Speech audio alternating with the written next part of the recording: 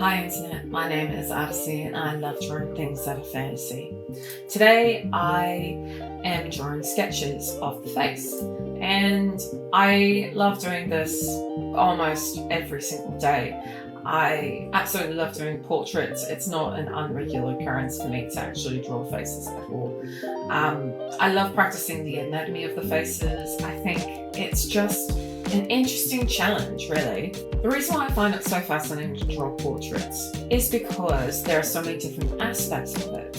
You have to think about the size of the face, you have to think about obviously the nose, the eyes, the mouth, the ears. Yeah, but it's also complex. Like when you're drawing it at a different angle, that means the ears are going to be at a different angle, and it's just always so interesting because there's so many different variations of the face, and not just within the angles or anything, but within each person. We all have unique faces, and each one is so fun to draw. Now, in my sketches, I usually start off with the most prominent feature of the face, which is the nose. Now, the reason why I do this is because it gives me the general measurement of the actual face itself, because each nose has its own measurement. And usually I start off with a very small shape for the face. So it's usually a triangle, obviously, for the nose. And that's how it all starts. Then I usually go on to draw the eyes on either side, and then I usually go on to draw the mouth. And each time I do this, I use reference lines inside my head to make sure that I'm getting the actual anatomy correct on the face. So what I mean by imaginary lines, I mean the lines that make sure that the inner part of the eye is lining up with the outer part of the nose. And it's also the same thing with the eyebrows. I'm making sure that the eyebrows are lining up properly onto the face. So usually it's lining up with the inner part of the nose as well, but just on the crease, the inner part of the crease.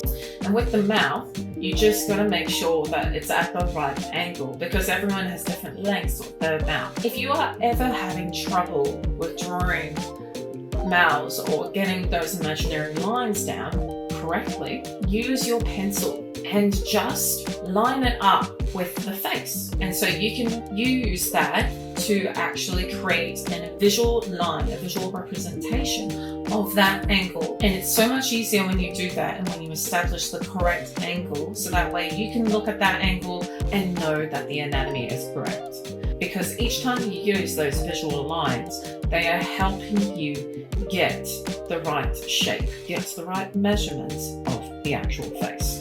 Now, you can definitely use the Loomis method with the face. It's a good starting point to be able to get the measurements correctly on the face. The measurement of the forehead, the middle part of your face that includes your eyes and your nose, and the lower part of your face, which includes the mouth and chin. It's a great method to get the anatomy correct. Now, we all have to remember that the Loomis method does give you basically perfect measurements. So what I mean by that is that usually the face is divided up into thirds equally. But in saying that, not every single face is going to be like that. Sometimes the nose is going to take up more of the actual third of the face. Sometimes the forehead is going to take up more space on the head. And so with the Loomis method, make sure you know when to break those rules, and make sure you use those reference lines that I was talking about earlier. Now, with this face, I definitely use the Loomis method, and you can see little bits of the sketch behind it. Always start off your sketch light, never go into too much hard detail, and when you are more sure about the lines, that's when you can add in darkness to the lines, because that means that different line weight makes your sketch more interesting to look at. Usually when you want someone to look at something, you'll make it more thick and dark. And if you don't want someone to look at something, you make it very light and almost see-through. Usually when you are adding stylization to your character, you are breaking the Loomis rule by adding in bigger noses, by adding in larger chins, by adding in larger foreheads, and you're doing it with purpose. Very often, older cartoons used to do this. So Disney back in the day used to do this a lot, and they still sort of do it now, but they definitely experimented with it way more back in the day. DreamWorks as well did it. Pretty much every single animation studio did it, because by adding those stylized elements, you're creating interesting characters, interesting looking characters that people gravitate towards to, that people can relate to. And now with this, I actually prepared this sketch earlier, and I loved this grayscale drawing, and I loved it so much that I brought it into this one, and I had to turn it into more of a fantasy sort of element, as I do with all of my drawings. Now, I'm just adding in the final bits and details to this sketch, which is basically what really makes this drawing stand out. I add in different aspects of the hair. So obviously, when I was looking at the reference, you can see the sketch in the corner. I added in a bigger braid. I added in jewelry. I obviously added in horns and elf ears. And obviously, she does not have black eyes either. Now, the whole entire reason why I do this is to make her more interesting and to create a visual story as well.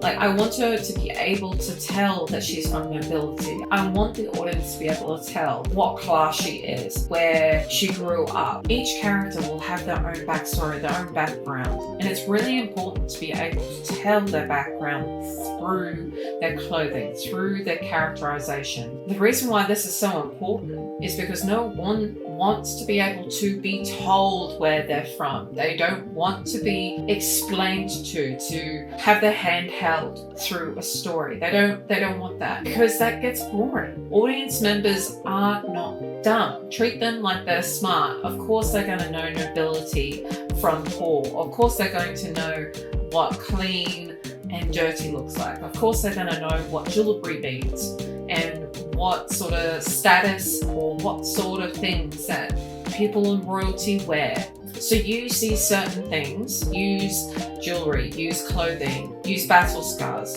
all of that to create a visual story on your character. This character, obviously I added horns, I added long ears. I wanted to give her unique features.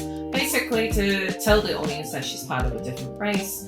I wanted to put jewelry on her to be able to give the representation that she's from royalty. And I also wanted to give tattoos on her to give some sort of cultural reference. All of these elements are really important when it comes to world building specifically and making people believe your story. Like, all of these things relate to believability.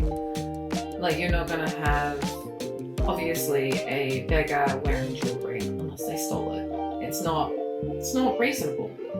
So this is coming towards the end of this sketch, and I'm really happy with how it's turned out. If you came this far in the video, thank you so much for watching and supporting this channel. I'll see you next time. Keep drawing. Bye.